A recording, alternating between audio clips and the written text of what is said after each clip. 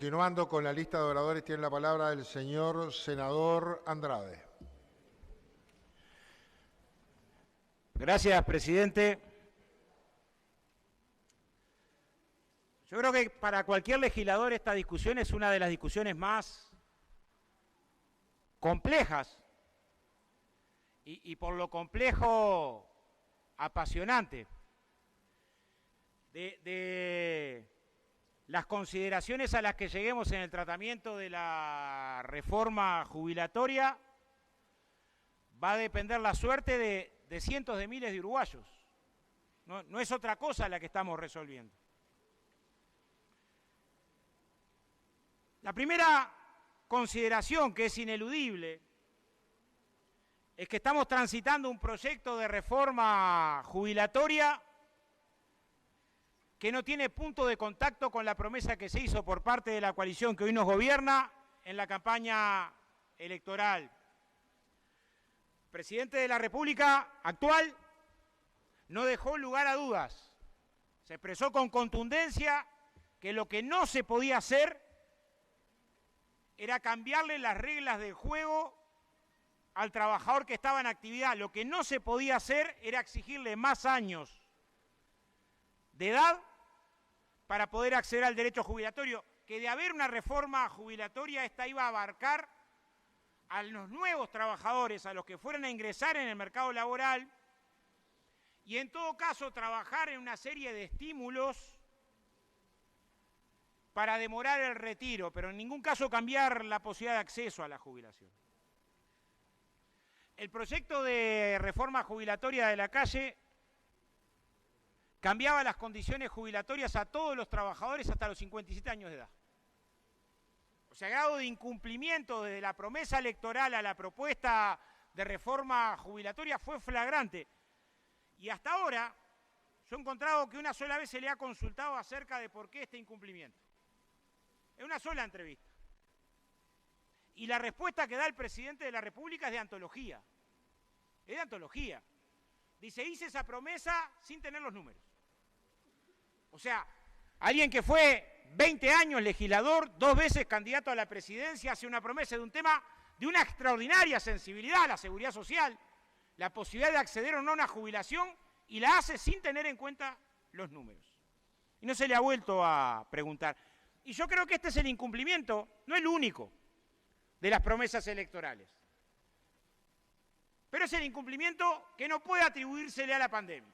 Cuando acá hemos discutido acerca de que llevamos 3 años de rebaja de salario real, hoy con una economía que está 4 puntos por encima de lo que estaba en el 2019, o de rebaja de las jubilaciones, parte de la reforma jubilatoria en curso fuera de este proyecto de ley, es que los jubilados del Uruguay han visto deteriorarse su capacidad de compra de manera sistemática, o de recortes en la inversión educativa. Hasta ahora el debate político se interpreta que ese incumplimiento de promesas electorales son incumplimientos que tienen que ver con la pandemia que afectó al Uruguay y el drama que tuvo que enfrentar los uruguayos durante el año 2020 y parte del 2021. Ahora acá estamos ante una propuesta de reforma jubilatoria cuyos efectos más importantes, no los únicos, se van a aplicar a partir del 2030. Entonces no hay forma de fundamentar de que el incumplimiento de campaña electoral tiene que ver con la pandemia. En segundo lugar, un tema que se ha debatido poco y nos hacemos la autocrítica, porque creemos que es de los temas centrales. La reforma jubilatoria propuesta pone en riesgo la cobertura, evidentemente pone en riesgo la cobertura. Los promotores de la reforma han intentado construir un relato que dice la cobertura en Uruguay nunca fue un problema. Sin embargo, y voy a citar cada dato de dónde viene para después evitar falsas polémicas, en el documento de la Comisión de Expertos de Seguridad Social, el votado por mayoría, ubica con mucha claridad que la cobertura de jubilaciones de mayores de 65 años del año 2004 era 6,5 puntos menos de lo que es ahora. No solo era 6,5 puntos menos la cobertura en el año 2004, sino que todas las proyecciones, todas las que existen, no las creencias, todas las proyecciones, hay un trabajo de la CEPAL de esos años, hay un trabajo hecho por el economista Lago Marcino, las propias proyecciones del BPS establecían una situación dramática. Yo no puedo coincidir con quienes sostuvieron en sala que la reforma del año 96 no generó ningún impacto negativo. Cuando se trata del proyecto de flexibilización de las jubilaciones en el año 2008, se lo hace sobre esta base. Voy a citar un trabajo de la CEPAL, insospechado de tener vínculos partidarios. El 70% de los trabajadores de la actividad privada no llegaba a alcanzar las condiciones que exigía la reforma establecida en el año 96 para acceder a las jubilaciones. Es algo que reconoce la actual discusión. ¿Por qué no se vuelve a los 35 años de aportación? Si fuera verdad esto que se coloca por parte del miembro informante de que el decil 1 de menor ingreso tiene un 75% de densidad de cotización. ¿Cómo se explica que 1 de cada 5 trabajadores tenga que jubilarse por edad avanzada, esperando hasta los 66 años, si trabajamos con densidad de cotización que van del 75 al 97%, con los datos que hizo el gobierno para proyectar las jubilaciones? ¿Cómo explicamos la realidad, no las proyecciones? De que sectores enteros de actividad, trabajo doméstico, la industria de la construcción, restaurantes y hoteles, a gatas alcanzan un 46% de densidad de cotización, según Banco Mundial, según CIMBE, según proyecciones actuariales del propio Banco de Previsión Social. Entonces la reforma del 96 que endureció las condiciones jubilatorias porque puso 35 años, porque subió la edad para la jubilación por edad avanzada a los 70 años, porque amplió a 15 años de aporte para acceder por edad avanzada, que endureció las condiciones jubilatorias, generó un escenario similar al que puede generar esta reforma jubilatoria. Poner en riesgo la posibilidad del acceso a la jubilación de todos los trabajadores, no, de los trabajadores más pobres. O sea, no hay duda que los trabajadores que tienen más dificultades para poder concentrar a lo largo de su carrera laboral 30 años de aporte a la seguridad social son los trabajadores más pobres. No hay que hacer ninguna proyección. En el año 2011, un 27% de los trabajadores fueron altas por edad avanzada. En el año 2012, un 21%, un 20% en el 2013, 20,4% en el 2014, 19% en el 2015.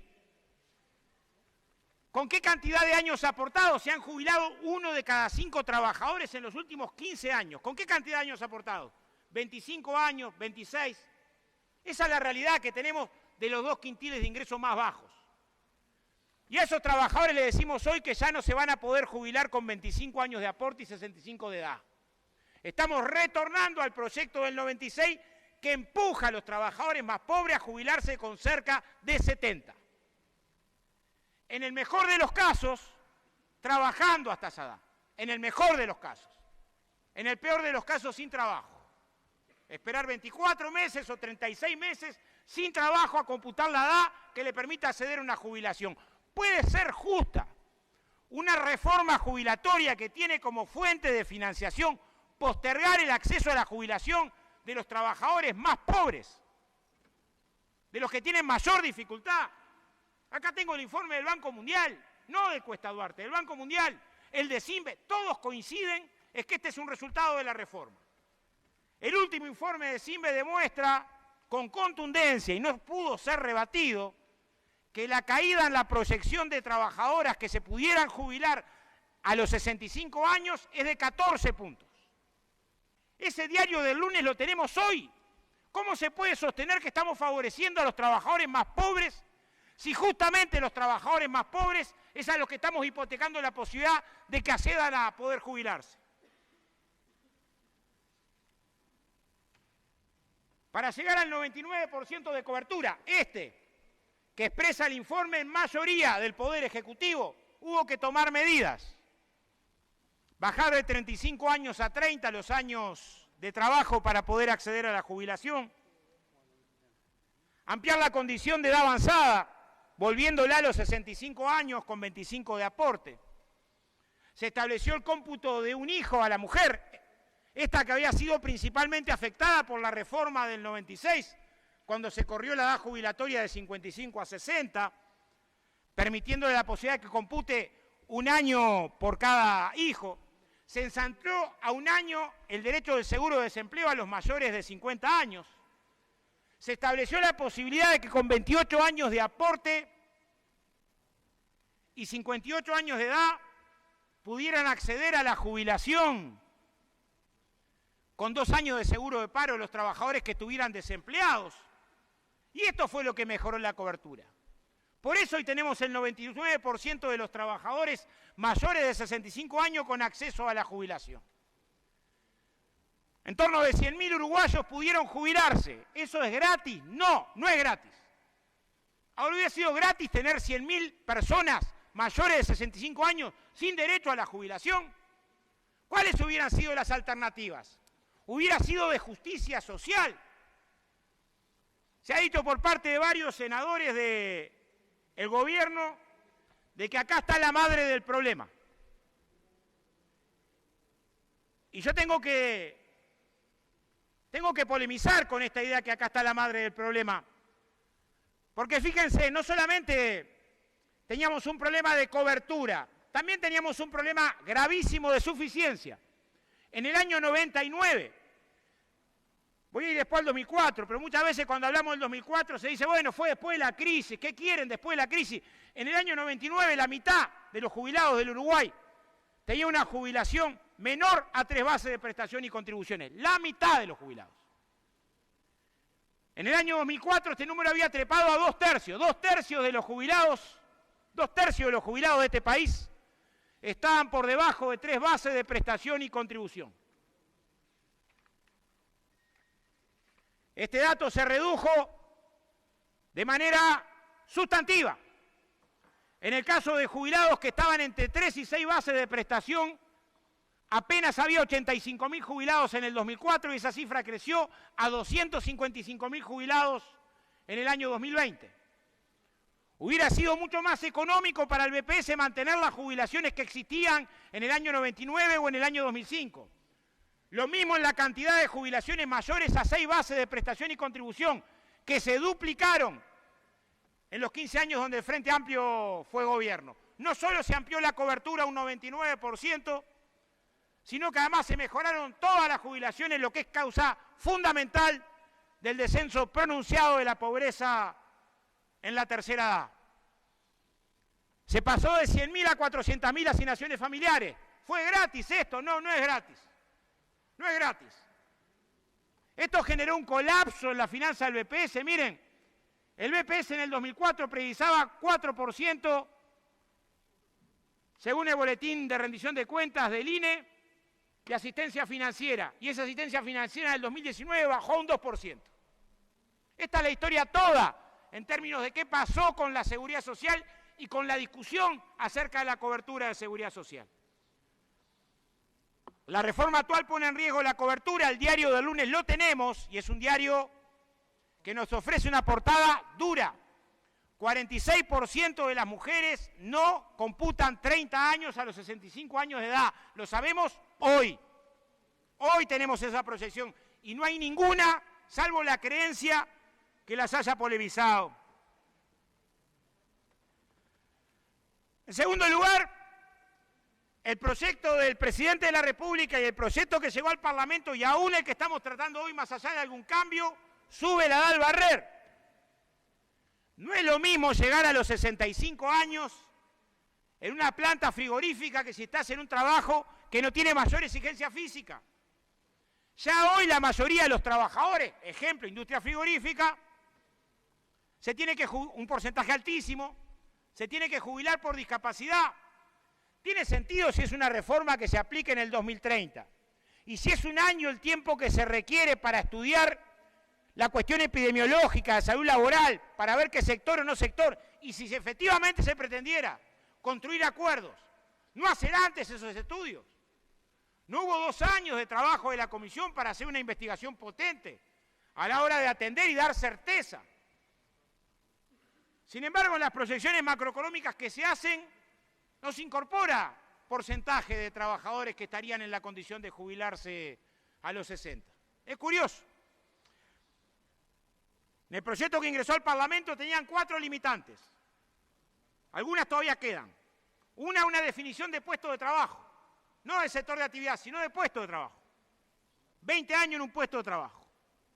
La segunda que vino al Parlamento era 8 años en ese puesto de trabajo, los 8 años últimos en ese puesto de trabajo. La tercera que tenías que tener entre 45 y 49 años. 45 y 49 años, o sea, el trabajador con unos meses antes.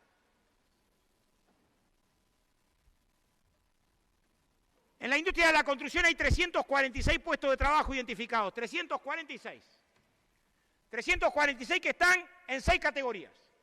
Yo quiero que alguien acá me demuestre cómo hacen para saber que la categoría 9 estaba en uno y no en otro puesto de trabajo. Hace 5, hace 10. Yo trabajé mucho en esa evaluación de tarea.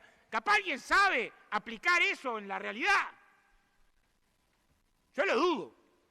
Claramente es una reforma con contenidos sensibles votados de apuro, y como están votados de apuro con efectos que van a ser nocivos, se sube la edad al barrer sin tener en cuenta la rama de actividad, las complejidades de la rama de actividad, la convocatoria al diálogo en la rama de actividad, y sin tener en cuenta otro aspecto que es sustantivo. Se habla mucho del aumento de la expectativa de vida. Ahora, el aumento de la expectativa de vida no es parejo. No vive lo mismo el gurí que se crió en la cachimba del piojo, no tuvo acceso a la salud, tuvo dificultades, mal papeado, sufrió violencia, no vive lo mismo, ni acá ni en ninguna parte del mundo.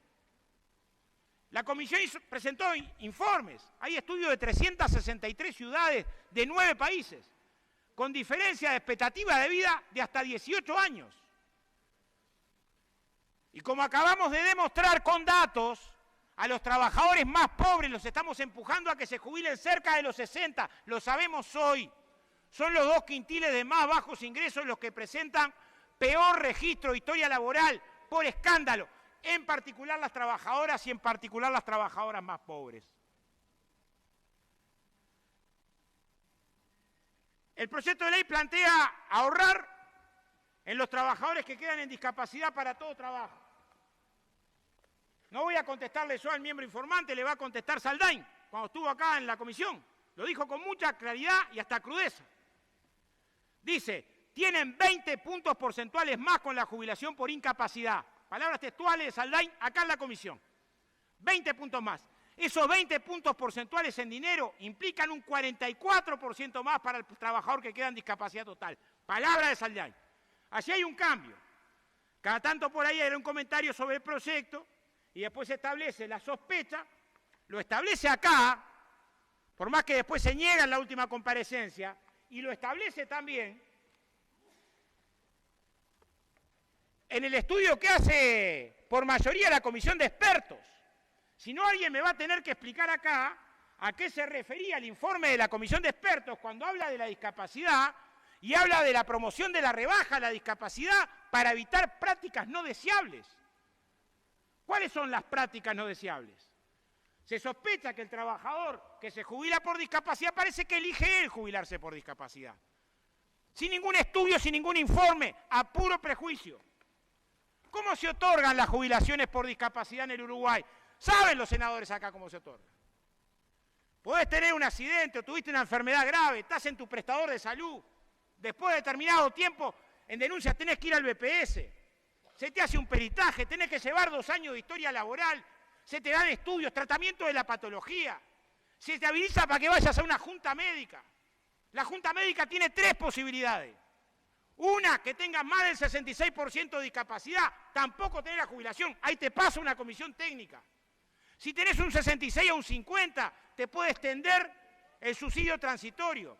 Y si tenés menos de un 50% de discapacidad, te da alta. Eso es lo que pasa con la prestación. Cualquiera que ha estado cerca de una rama de actividad muy expuesta a temas de accidente de trabajo, lo sabe con claridad. ¿Cuántas veces hemos tenido que atender trabajadores que vienen de la junta médica con condiciones precarias y tienen que rogar para que los reintegren? Porque después de 3 años tenés que estar 1 año de actividad para que te vuelvan a hacer un examen. También en esto hubo cambios del gobierno del Frente Amplio de los que estamos orgullosos.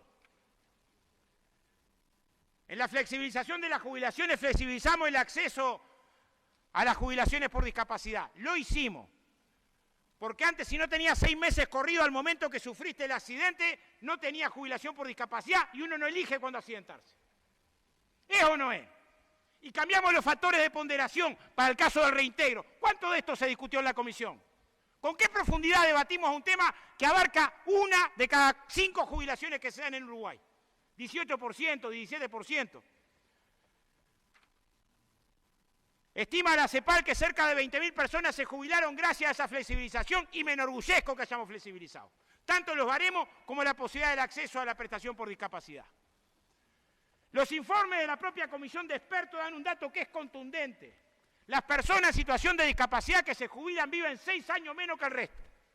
¿Podemos sostener que se jubilan de bandidos y viven menos que el resto? ¿No tendría que darnos al revés? Es ahí que queremos ahorrar, que tenemos problemas en la sustentabilidad económica. Queremos ahorrar en el trabajador que se accidentó y que no puede trabajar y queda en discapacidad para todo trabajo. ¿De qué momento ese es el centro de una acción política sensata? Pedimos la información que se nos dijera, no se nos dio, estamos votando a oscura, que se nos dijera la diferencia de mantener el cómputo actual con respecto al otro cómputo. ¿Cuánto es que estamos ahorrando en esto? Y se nos hizo una proyección de cuánto se va a gastar en discapacidad. No hay la información que pedimos las 3 veces que vinieron. Porque queremos el diálogo político y decir, bueno, en esto vamos a ahorrar, en los trabajadores más pobres. Yo he estudiado años el tema de discapacidad, no caigo hoy en esto. ¿Saben cuántas de las altas por discapacidad? ¿Sabe el cuerpo cuántas de las altas en discapacidad son del quintil más bajo de ingreso? Por si no lo saben, 50%. La mitad de los trabajadores que se jubilan con discapacidad también acá son de los trabajadores más pobres. ¿Qué puede tener de artiguista una medida en esta dirección?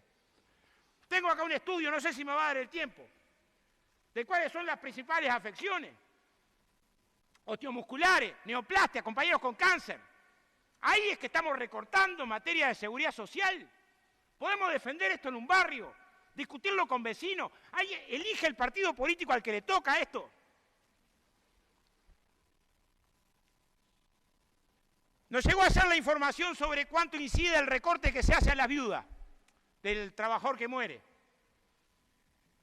Y nos parece más insólita la propuesta todavía. Según la información que nos llegó anoche del Poder Ejecutivo, esto afecta apenas al 7% de las viudas. Nos metemos en un cambio normativo para dejar a trabajadoras que quedaron con su familia a cargo en condiciones de dificultad por solo el 7%. Un cambio que seguramente no lo tengo cuantificado, pero lo vamos a hacer. Es insignificante en lo económico. De la mujer que quedó sola al frente de la familia con los gurises, que en vez de poder cobrar pensión vitalicia la tenga por 1 año. ¿Qué tiene de solidaridad? ¿Qué tiene de justa una reforma que tiene estos contenidos? ¿Es un problema político partidario? ¿O es que estamos razonando en contenido de una reforma que claramente tiene elementos que son regresivos y sino que nos expliquen? La reforma de la seguridad social, además, rebaja las jubilaciones. Es muy fácil demostrar cómo se licúa, cómo está la posibilidad latente de que se licúe el suplemento solidario. Si hubiéramos aplicado un suplemento solidario en el año 2005, un suplemento todavía más amplio que este, que abarcara 2/3 de las jubilaciones más bajas, y el ajuste fuera por IPC, ese suplemento hoy, 16 años después, no le tocaría a nadie. Porque teníamos en ese entonces 2/3 de jubilación entre 1 y 3 BPC, y hoy casi no tenemos jubilaciones entre 1 y 3 BPC.